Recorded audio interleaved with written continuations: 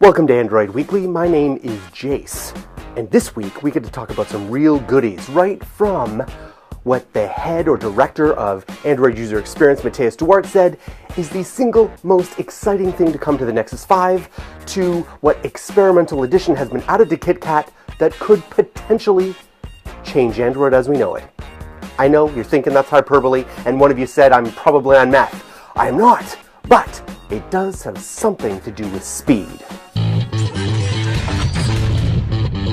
Now to start off, let's talk about the new Google keyboard. What's new in the Google keyboard? It now has rationalized punctuation across different device sizes, inserted emoji entry points and layouts, simplified mini keyboard on full stop long press, deblued press dates, added space-aware gesture typing, so now you won't have to lift your finger while gesture typing, except for when you go to the space bar. Moving on to the latest Hangouts update. The latest Google Hangouts update actually features a newer build version than was found on the Nexus 5. This update seems to fix the video chat and crashing issues that some devices were experiencing with the Nexus 5 version of the app. If you have yet to try out the new version, the biggest change here is the SMS integration. There's also new animated GIFs and the ability to share your location during a chat. 4.4 KitKat unofficially arrives for the Samsung Galaxy Nexus. You see, when 4.4 KitKat was released last week with the promise to also be released to most of the older Nexus devices, Samsung Galaxy Nexus owners were happy. But then it was revealed shortly afterwards that Nexus owners wouldn't be getting KitKat through any official release. Yes, and they cried a little bit. Oh my god. But the good news is that the developer community is rallying to the support of those Samsung Galaxy Nexus owners, at least in an unofficial capacity. When available, you can find the links below to get your version of 4.4 KitKat. You'll feel right as rain. The new Google Experience Launcher is basically a revamped Google Search Google Now app with launcher functions that are currently exclusive to the Nexus 5.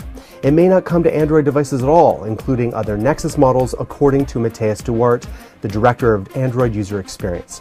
Although you can download the APK for the Google Experience Launcher provided in the links below. So why would Matthias report to The Verge that this launcher is the single most exciting thing about the Nexus 5? Well, think about this for a moment. If Google put search front and center of every product that it builds, it certainly seems to be doing that, it would then extend the greatest value to the user. So at the moment, it only applies to the home screen, the Google Now app, and the launcher.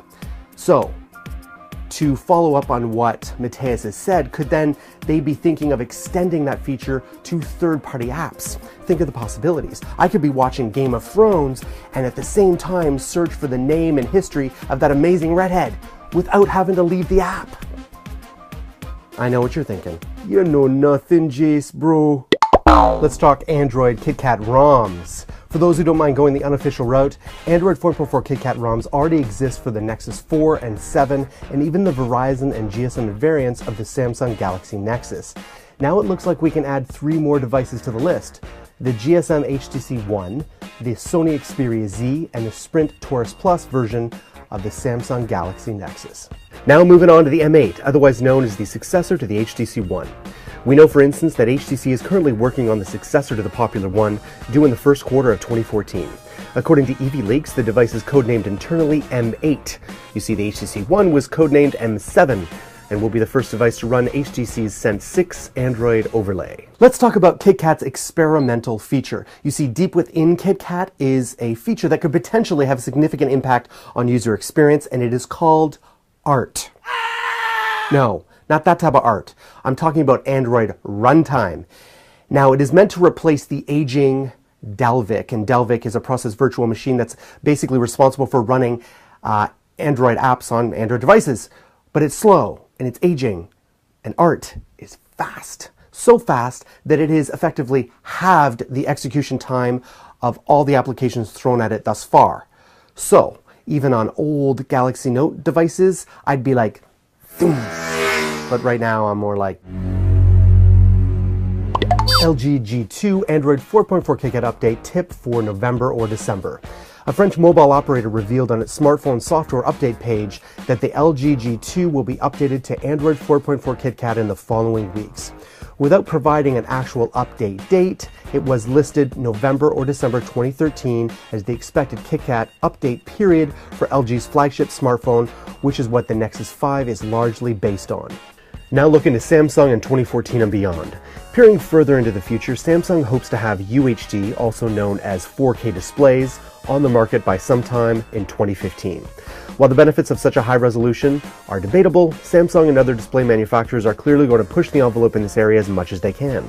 Now, if everything goes according to plan, Samsung will move to have the current high-end resolution standard, Full HD, move to WQHD or 2560 x 1440. So how far can this res war really go? And what's the point of an ever-increasing resolution if it moves beyond what the human eye can appreciate anyway? Seems like things could get really silly. Oh, look at those images.